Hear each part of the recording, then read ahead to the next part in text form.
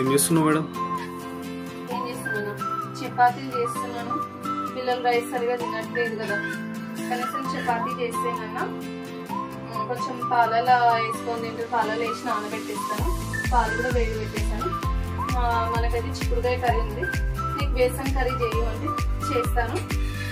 And మళ్ళీ చల్లటి వాతావరణంకి పిల్లలు కూడా ఏం తినట్లేదు కదా, దాని గురించి. అయినా నేను చపాతీలు చేస్తున్నాను నీకు తెలిసి మళ్ళీ నన్ను అడుగుతున్నాను.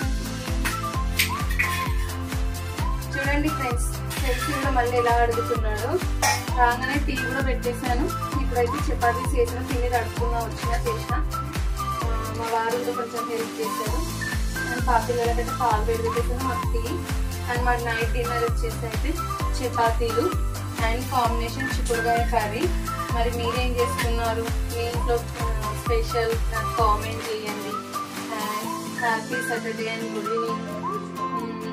చూడండి ఆ చపాతీలు అయితే ఇలా ఏంటంటే మా మమ్మీ ఉంది అనుకోండి, ఒకళ్ళని చేస్తే ఒకళ్ళని కాలుస్తాం. ఇప్పుడు నేను ఒక్కదాన్ని ఉన్నాను కదా, బాధ్యతలన్నీ నాకే పెరిగిపోయాయి ఫ్రెండ్స్.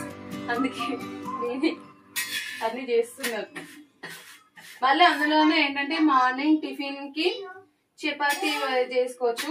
వీళ్ళు తినట్లేదు, సతాయిస్తున్నారు కూడా.